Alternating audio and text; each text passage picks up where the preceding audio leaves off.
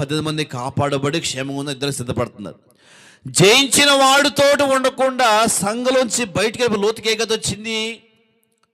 అపవాది చేతిలోకి వెళ్ళిపోయే పరిస్థితి వచ్చింది. మళ్ళీ ఎవరు కాపాడాలి వాడిని? ఎవరు కాపాడాలా? జయించిన వాడే కాపాడాలి. వాడి దగ్గర మంద లేదా? కాపరం లేరా? డబ్బు లేదా? బలము లేదా? తెలివి లేదా? లోతుకేమి లేదు. లోతు పేదోడా, కుటుంబం లేనివాడా, డబ్బు లేనివాడా, ఆస్తి లేనివాడా, గొర్రెలు లేనివాడా, పశువులు లేనివాడా, మంద కాపరు లేనివాడా, అతని బలగం లేనివాడా?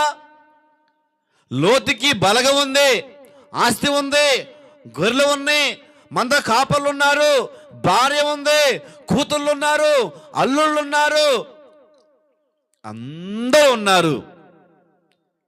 కానీ జయ జీవితం లేదు. అలా చెప్పండి. సాతాను చేతులు జయించాలంటే ఏం కావాలి ఇప్పుడు? అలా చెప్పండి.